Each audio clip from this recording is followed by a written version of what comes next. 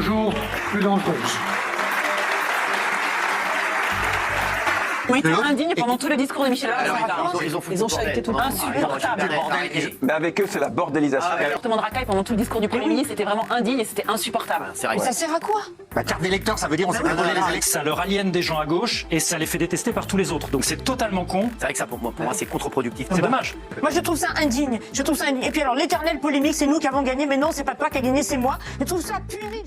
Ok, donc là on a l'extrait quand Michel Barnier faisait son discours à l'Assemblée nationale, toute la gauche, ou en tout cas la partie des Insoumis, qui a brandi la carte d'électeur, tout simplement en protestation, hein, pour lui montrer que il est illégitime à ce poste-là, malgré que légalement, hein, Macron avait le droit de d'élire qui il voulait, il pouvait garder Attal s'il voulait, mais voilà, en termes de coutume, on a le président doit normalement respecter la majorité de l'Assemblée nationale et élire, quand il fait une dissolution, élire un Premier ministre qui a la majorité à l'Assemblée. Ce qu'ils ont fait là, les gens des Insoumis, des LFI, ils ont brandi la carte électeur pour dire oui, en gros, la démocratie ne compte plus dans ce pays, quoi. Et donc là, on a une ribambelle de commentaires des chroniqueurs de la TPMP en train de critiquer ces gens-là. Alors, faut le savoir, hein, TPMP, c'est de droite, voire d'extrême droite, et donc tous les gens sur le plateau, à l'exception de Gilles Verdez, sont donc de droite, ou alors soit pro-Macron, soit droite, extrême droite. Et en tout cas, ce qui est sûr, c'est qu'ils sont unis pour être contre la gauche. Et donc, ils critiquent tout le temps ce parti-là.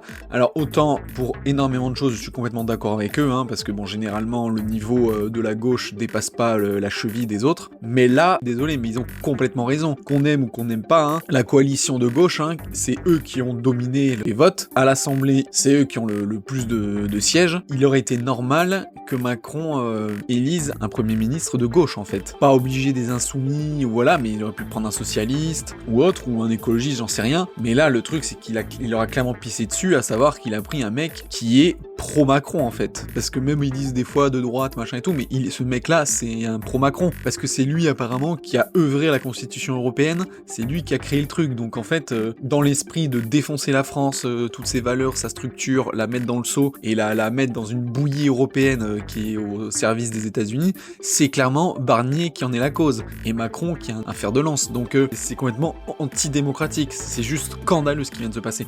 Et encore une fois, on peut chier sur la gauche, idéologiquement, la trouver dégueulasse, mais pourtant admettre que c'est inadmissible et comprendre leur désaccord.